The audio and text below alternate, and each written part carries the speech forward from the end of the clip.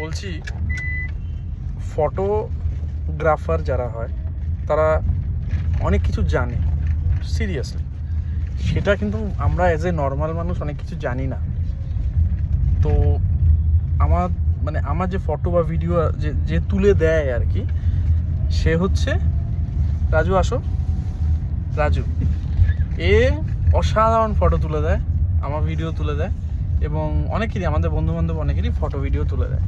তো রাজু আমাকে একটা কথা বলেছে, যে কথার মানে আমি বুঝে উঠতে পারছি না। তো আমি সেই জন্য রাজুকেই জিজ্ঞেস করছি, এবং ভিডিওতে সবাইকেই জিজ্ঞেস করছি যে রাজুর এই কথাটা প্লিজ আমাকে যদি একটু ভালো করে বুঝিয়ে বলতে পারো। রাজু, ফটোর কি ওটা একটু বলছিলিস, বল আর একবার। রেজোলিউশন না, তুমি ভুল বলছো। রেজোলিউশন আমি হয়তো ভুল বলছি, রাজু ঠিকই বলছে। হ্যাঁ রাজু, আরেকবার বল। আরে বাবা, হতে পারে কি আরে লেজু কি বলে ওইটাকে? রেজুলিউশন হচ্ছে না, স্পেলিংটা হচ্ছে না আমার। তো অনেকেই জানো না তোমরা, সেটা হচ্ছে ফটোর রেজুলেশনটা। রেজুলেশন এইবার ঠিক আছে। কি বললি?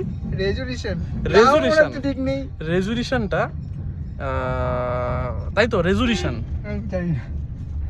তো রেজুলেশনটা কিন্তু ভালো রাখতে হবে ফটো সবসময় মাথায় রাখতে। বলো না এটাকে কি বলে। আমি তো শিখছি তোর কাছ থেকে। ও বলছে যে বাবা, তুমি শিক্ষিত মানুষ, আর অশিক্ষিত মানুষ, তুমি না বলে দাও তো হয়? ওই দেখো, যখনই পারবে না তখন সেন্টিমেন্টটা দেবে, শিক্ষিত অশিক্ষিত এইভাবে চলে আসবে। সিনিয়র তো কি হয়েছে, সিনিয়র বলে আমি সব জানি নাকি? তুই ফটো তুলিস, তুই ফটো তুলিস, তুই আমার থেকে অনেক গুণ, মানে ফটোগ্রাফির দিক থেকে অনেক গুণ বেটার জানিস। আমি তো অত জানি না, ও অনেক কিছু জানে। জানি, কিন্তু নামটা আমি তো জানি। কি আরেকবার একটু বলে দে।